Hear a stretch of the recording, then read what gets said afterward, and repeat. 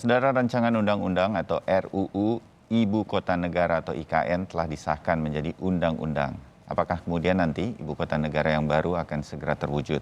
Dapatkah betul-betul tercapai targetnya di bagian atau tahap pertama dari tahun ini hingga tahun 2024? Kami segera membahasnya, ada sejumlah narasumber, tapi kami bagi menjadi dua. Di paruh pertama, kami akan bersama Menteri Perencanaan Pembangunan Nasional sekaligus Kepala Bappenas Suharso Mono Arfa, dan di paruh kedua nanti akan ada Ketua Pansus RUU IKN Ahmad Doli Kurnia dan ekonom dari Indef Tauhid Ahmad.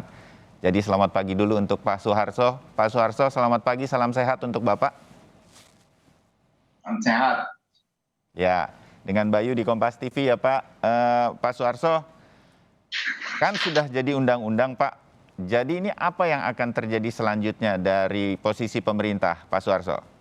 Ya, pertama standarnya tentu kita mau menunggu dulu dikirimkannya undang-undang itu pada pemerintah. Dan kemudian ada sejumlah peraturan pelaksanaan, ya, produk hukum yang harus kita laksanakan juga lebih cepat turunan dari undang-undang tersebut, dan ada yang diamanatkan paling lama 2 bulan. Jadi ini seluruh perangkat peraturan perundang-undangan harus kita selesaikan dengan cepat dan dengan baik, dan dengan demikian kita bisa memulai kegiatan pembangunan itu dengan dasar satu peraturan perundang-undangan yang kuat. Dan kemudian tentu tahap berikutnya adalah terkait dengan pembentukan kelembagaannya. Dan setelah kelembagaannya, karena kelembagaan ini kan yang nanti akan menjalankan, menjalankan seluruh perintah undang-undang ini. Dan kemudian berikutnya adalah terkait dengan kan kalau apa dulu yang akan dibangun, apa dulu yang akan digiatkan di sana. Pak Suharso, disusunkan dengan mengikuti master plan di tahap pertama ini apa saja. Pak Suharso, sedikit dong, mumpung Bapak membahas mengenai nanti ini akan kelembagaannya sebagai apa.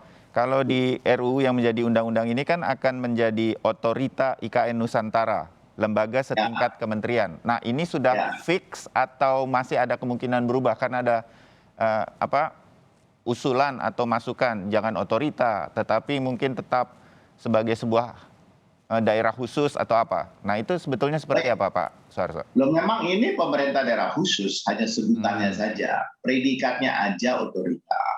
Ini adalah pemerintah daerah khusus, ya, setingkat provinsi.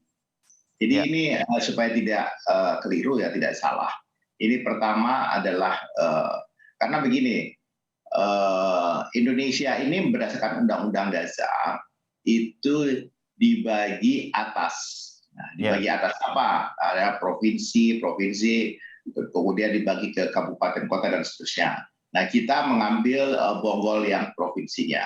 Tetapi di dalam Undang-Undang Dasar disebutkan juga kita bisa satuan-satuan pemerintahan daerah, ya, seperti provinsi, kabupaten, kota itu yang bersifat khusus atau istimewa yang diatur dengan undang-undang. Nah, ini kita ambil sebagai satuan pemerintah daerah yang bersifat khusus yang diatur dengan undang-undang. Nah, sekarang kita sebutkan itu otorita, itu tidak ada larangan. Jadi saya kira tidak ada masalah, ini hanya sebutan saja, ya. Tapi sesungguhnya fungsinya adalah pemerintah daerah khusus. Kalau soal kemudian ditargetkan akan selesai 2024, itu sebetulnya target yang mana? Ini kan nggak mungkin semuanya juga, begitu kan Pak Suharso? Iya, pembangunan ini kan bertahap, Mas Bayu. Pembangunan kan bertahap. Ini kan kita tidak seperti menggosok lampu Aladin, terus jadi kan enggak.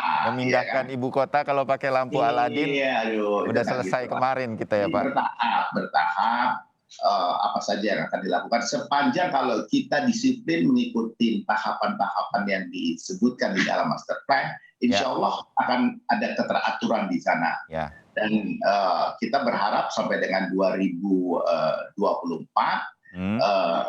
kota intinya itu, ya, kawasan inti pemerintahannya itu sudah terbentuk, gitu. Dan tentu nanti dengan pendukungnya, ya, penunjangnya.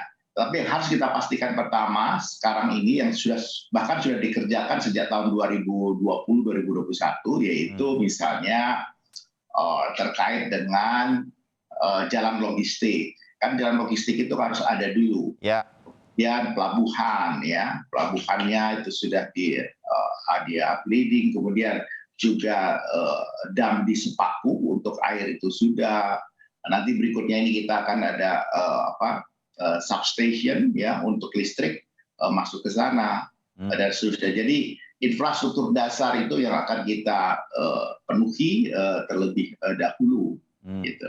Ya, dan sama dengan itu tentu gedung-gedung untuk perkantoran dan juga perumahan.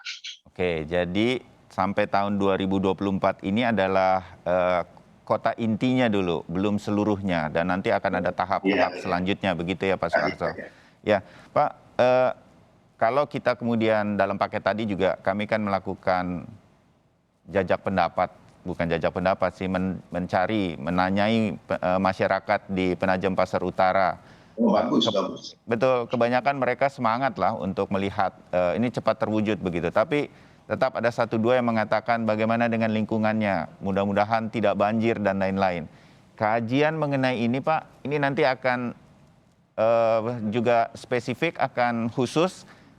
Saya sempat dengarkan ini tidak semua hutannya nanti juga akan dibuat kota begitu, tidak ditebang semua. Nah, hal semacam ini dipikirkan nanti Pak Suharso. Oh iya. Jadi pertama persentase build up areanya itu hanya 20%.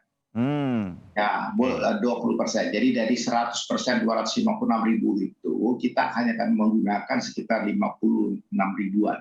Jadi itu adalah ke kota. Dan di dalam 56.000 itu kita 6 ribuan yang kita bangun pertama. Dari 6 ribuan ini ada lagi cuma 1.000 lebih yang akan kita bangun sebagai tingkat pertama. Jadi Anda bayangkan itu luasnya seperti itu. Dan kita ingin yang sudah kita lakukan di sana adalah persemaian dari pohon-pohon. Kita sudah menyemaikan saya kira ratusan ribu, bahkan sekarang mungkin sudah di atas jutaan yang akan kita tanami kembali di daerah sana. Dan yang kita gunakan adalah justru yang sudah tidak ada tanamannya, ya, dan tidak ada tanamannya. Dengan demikian isu lingkungan hidup itu adalah isu yang pertama. Kita benar-benar menginginkan, menghendaki kota ini adalah kota yang ramah terhadap lingkungan.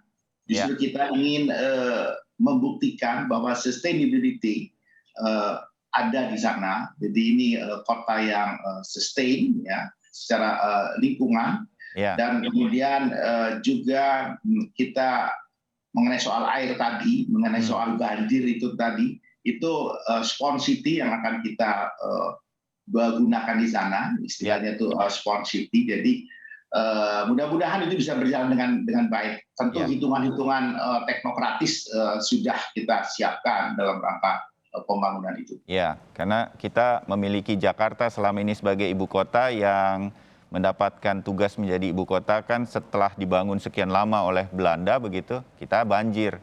Mudah-mudahan ibu kota kita yang baru nanti nggak banjir kan begitu kira-kira ya Pak?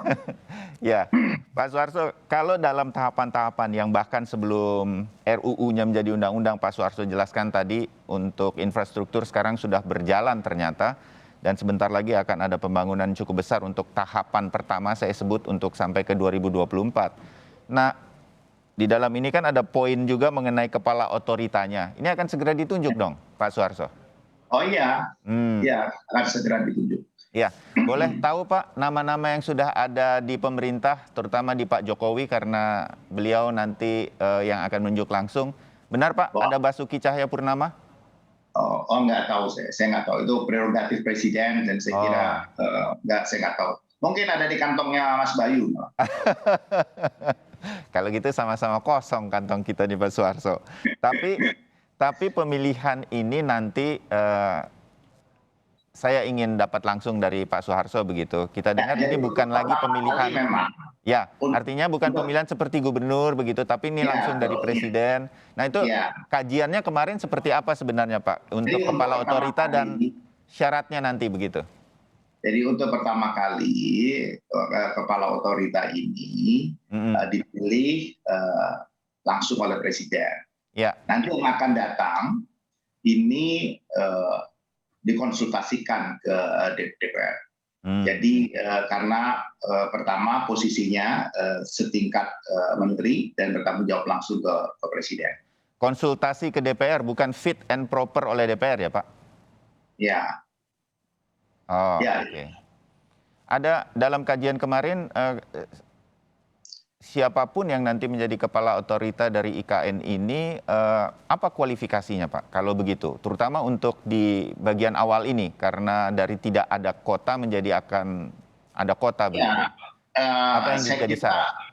saya kira pasti orang yang penuh dengan punya pengalaman yang terutama pengalaman dalam hal pembangunan, peletakan dasar-dasar pertama itu penting sekali. Yang punya kapasitas mengatur arsitektur kota, sehingga kalau bangun itu ada tone-nya, ada iramanya gitu, ada ambiennya kota itu. Jangan tiba-tiba beton gitu, tidak.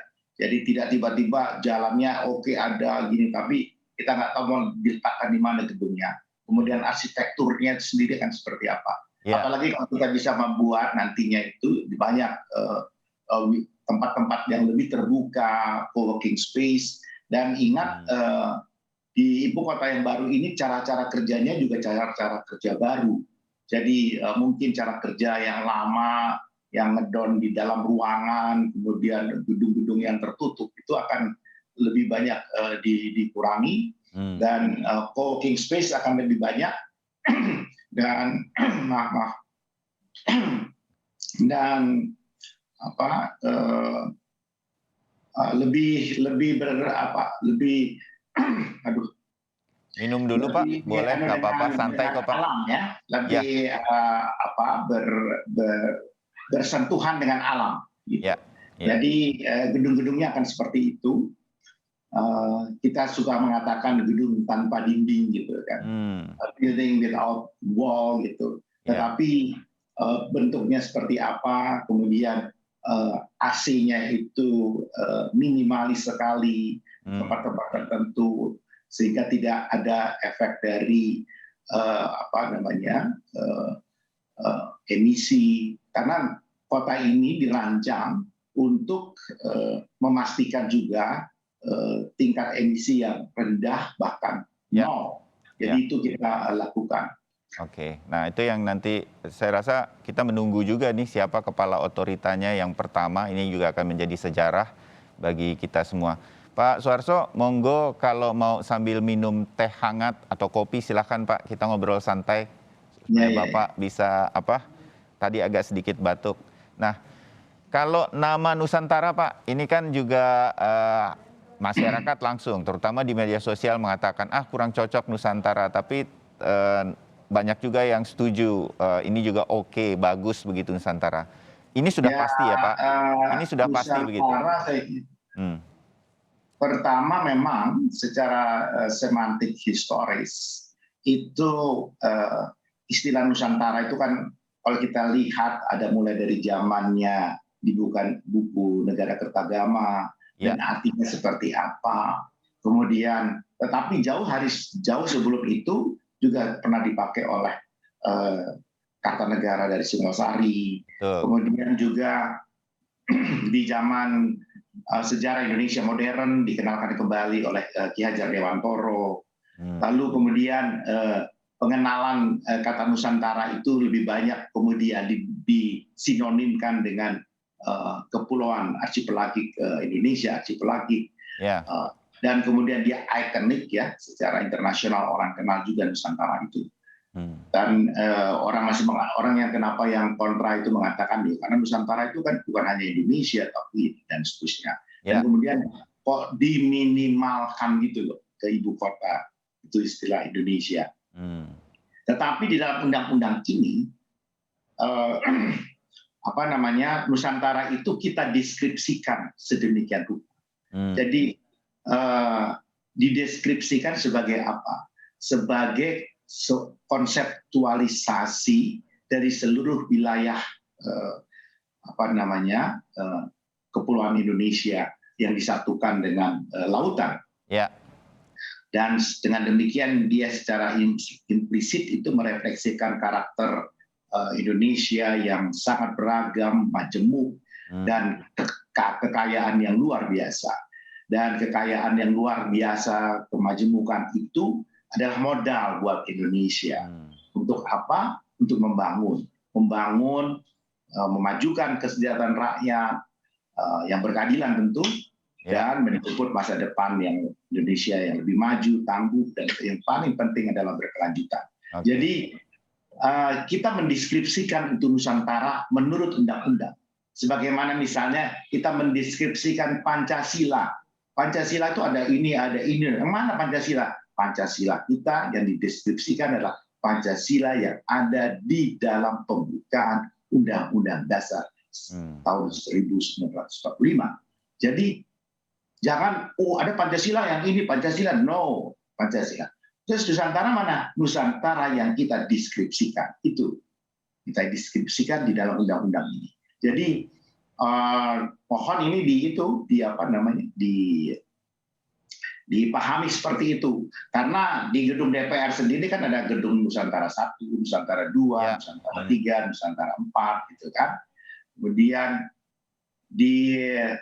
orang-orang juga menggunakan, masyarakat menggunakan kata Nusantara dengan di mana-mana. Gitu. Jadi dia sudah ikonik, tetapi kota Nusantara kan belum ada. Ya, itulah yang kemudian menjadi kemudian salah satu bagian-bagian di latar belakang itu. Pak, satu yang terakhir ya Pak, sebelum kita tutup ngobrol sama Pak Suharso pagi ini, kan ini cepat sekali pembahasan di DPR, dan kemudian apakah setelah menjadi undang-undang ini tetap terbuka partisipasi publik untuk memberikan masukan kepada IKN Nusantara nantinya. Artinya masyarakat kalau kemudian ibu kota yang baru nanti ini juga mendapatkan masukan dari publik, dari rakyat Indonesia kan juga akan menarik begitu. Dari hal-hal yang mungkin masih membutuhkan masukan mungkin. Ini terbuka ya Pak Suharso? Kalau undang-undang kan dia sudah rakyat negara bangsa ini kan sudah mewakilkan pembentukan undang-undang itu kepada Dewan Perwakilan Rakyat dan Presiden. Nah, Presiden dan DPR telah membentuk undang-undang itu, dan undang-undang ini kemudian akan dilaksanakan. Nah, di dalam pelaksanaannya itu kalau mau ada partisipasi, ada aspirasi gitu kan. Itu boleh-boleh saja, tetapi kalau yang sifatnya itu kemudian berhadapan dengan undang-undang tentu nggak bisa, itu tidak bisa. Tetapi kalau dalam rangka pelaksana undang-undang, monggo, itu sangat terbuka sekali. Ya, oke, baik. Pak Suharso Monoarfa, Menteri Perencanaan Pembangunan Nasional dan sekaligus Kepala Bappenas, terima kasih Pak ngobrolnya. Ini bukan yang pertama dan terakhir, saya harap kita terus ngobrol lagi. Tidak ada kata lain selain mengucapkan selamat bekerja untuk Bapak dan seluruh stakeholder IKN Nusantara. Semoga pelan tapi pasti ini bisa terwujud. Terima kasih Pak Suharso. Ya, baik. Selamat pagi.